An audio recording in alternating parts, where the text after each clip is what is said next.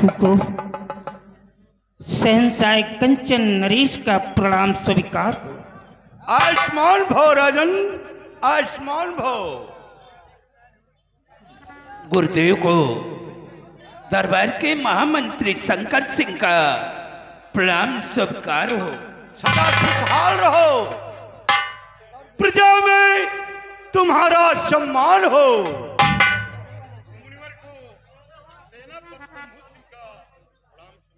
आयुष्मान भव बेटा, तुम्हारी वीरताई का यश चारों तरफ फैले।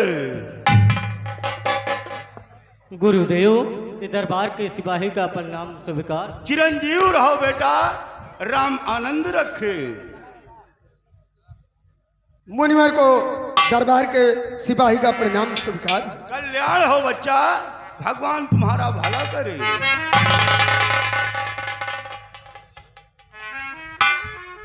आज मैं क्या देख रहा हूं?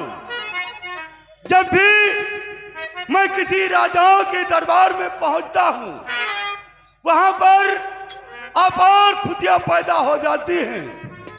लेकिन आज मैं कंचन नगर आया, यहां पर गम के बादल छाए हुए हैं, किसी के चेहरे पे खुशी नजर नहीं आ रही है।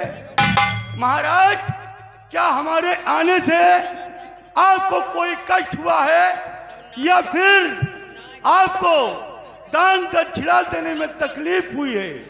यदि हमारे आने से आपको कोई कष्ट है या फिर दान दक्षिणा देने में आपको तकलीफ हुई है, तो लो, मैं इसी वक्त कंचन नगर रियासत से मैं प्रस्थान कर रहा हूं और मैं जा रहा हूं। नहीं मुनिवर नहीं, आप इस तरह रुष्ट होकर नहीं जाएंगे। काश आपने इस प्रकार एंग्री होकर के हमारे कोर्ट से चले गए तो मैं अपनी जिंदगी से हार जाऊंगा, मौत को गले से लगा लूंगा। महाराज, जब हमारे चले जाने से आप मौत को गले से लगा सकते हैं, तो महाराज मैं आपके उदासी का कारण जानना चाहता हूं महाराज, कि आप सिंहासन पे इतना क्यों गमगीन बैठे हुए हैं? क्या बात है? सुनिए प्रभु, सुनिए।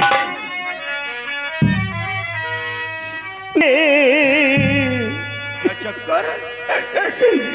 हाथ सर में है चक्कर, बड़े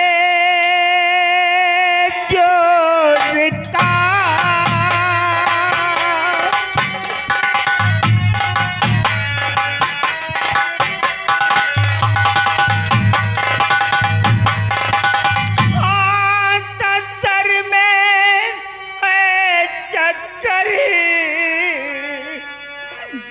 बड़े जोर का,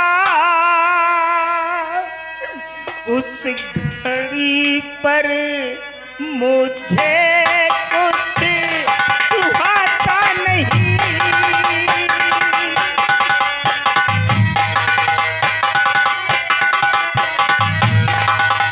ईश्वर ने सब कुछ मुझे दे दिया,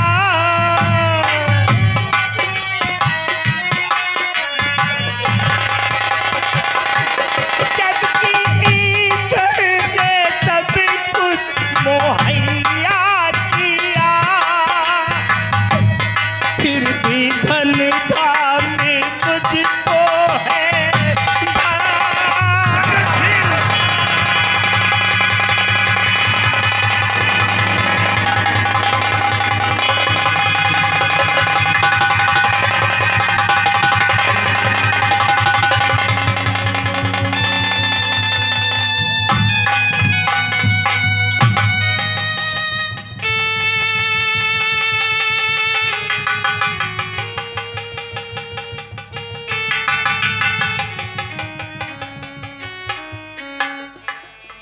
मुनिवर, महाराज को बस यही एक कष्ट है, जब भी सिंहासन पर विराजमान होते हैं एक बैग सर में चक्कर आ जाता है और क्षण मात्र के लिए महाराज अपना होश खो बैठते हैं। बस उदासी का यही एक कारण है जो हमेशा ये दरबार गम में डूबा रहता है। और दरबार ही नहीं, कंचनपुर की आवाम दुख में है, किसी के चेहरे पर कोई खुशी नहीं आती। बेटा, ये चक्कर कितने दिनों से आ रहा है? मुनिवर, ये चक्कर 12 वर्ष गुजर चुके हैं। क्या कहा बेटा? 12 वर्ष गुजर गए? हाँ, लेकिन इनका कोई इलाज? मुनिवर, इलाज देश विदेश के डॉक्टर, बड़े बड़े हकीम, वैद्य बुलाए गए, लेकिन लाभ कुछ नहीं मिला। क्या कहा बेटा? देश विदेश की डॉक्टर, हकीम व वैद्य बुलाए गए, फिर भी महाराज को कोई लाभ नहीं मिला? नहीं बेटा, इसके लिए एक तरकीब मैं बता रहा हूं। क्या तरकीब है मुनिवर? बताएं, हम लोग आपके आभारी रहेंगे। तो फिर मेरी बात आप लोग गौर से सुने।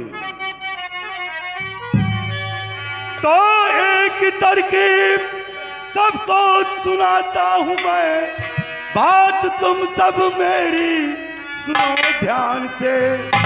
चक्कर भी दूर हो, कष्ट कुछ ना मिले, ऐसी तरकीब सबको सुनाता हूं।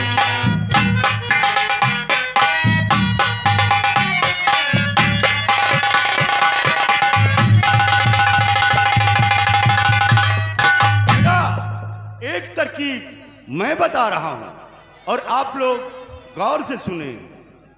बेटा, दक्षिण दिशा 1000 कोस चलने के बाद 7 समुद्र मिलेगा। क्या मुनिवर, दक्षिण दिशा 1000 कोस चलने के बाद 7 समुद्र मिलेगा?